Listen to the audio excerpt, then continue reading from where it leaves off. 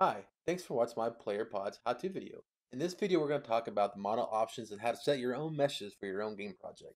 So the first thing we want to talk about is the brains of that control is the C pod controller. So we open up the blueprints and C underscore pod controller.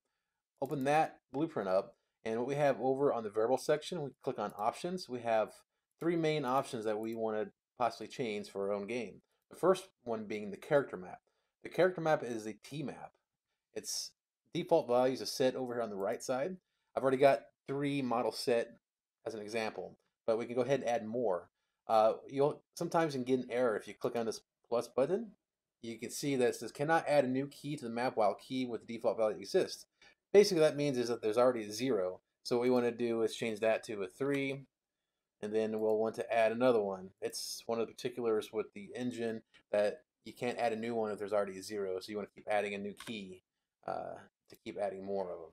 So we'll go ahead and remove those, and we'll go ahead and put the mesh that is associated with that key. So whenever we pass information across the network, the index character index of 0 means this mesh, character index of 4 means this mesh, character index of 3 means this mesh, and so on. We don't need these extra ones, so I'll go ahead and remove them. It's very important that you understand we cannot remove the 0 itself. So I'll go ahead and remove the one that's 4. We'll change this one to a 5 and then delete it. If you have 0 in it and delete it, it will crash it. It does not like that at all. It's one of the issues with the engine and Tmaps. But then at the very end, we'll go ahead and put our default value in, 0. And there we go. We have our three meshes that I have for this example. You can have as many meshes as you wanted in this character map. Now the next thing is that some of these meshes may have different skeletons so that they have different animation blueprints. So if we want to set those specific animation classes, we go to the other option over here, which is animation class. Now, as my example, we open this up. It goes along the same way.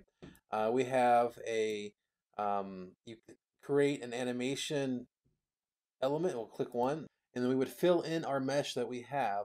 Unfortunately, you cannot have duplicate keys, so we will have to use our imagination. There's another mesh here. Then with that mesh, we would associate a blueprint. In this example, I've already associated this blueprint.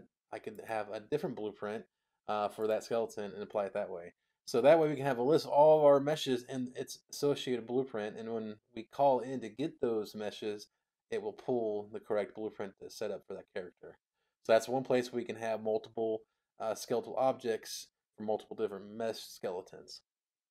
One other tip to keep in mind is that we want to really change these meshes and set them up inside the C underscore pod controller blueprint itself. So this blueprint itself. We don't really want to go inside like the player controller into the component instance and set it in that instance only, because then it wouldn't match any other pod controller. So again, if we want a centralized place that every instance comes in with the same exact mappings, we want to do it to the master class.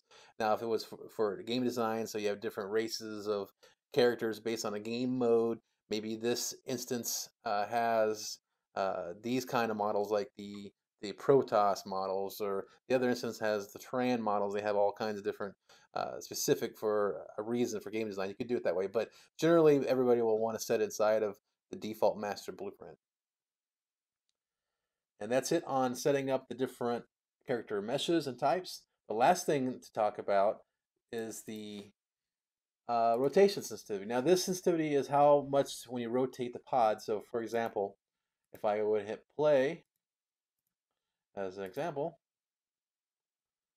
we can go ahead and right click on the pod and rotate, and how fast you rotate for how much movement you do on your mouse, so that value dictates. So if you really wanted to be slower or faster, you could do it that way. All right, so that's how you set all the model information up for the different model types that you have and how to set up those animation classes. If you have any other questions or problems, let me know below, and thanks again for watching. Bye.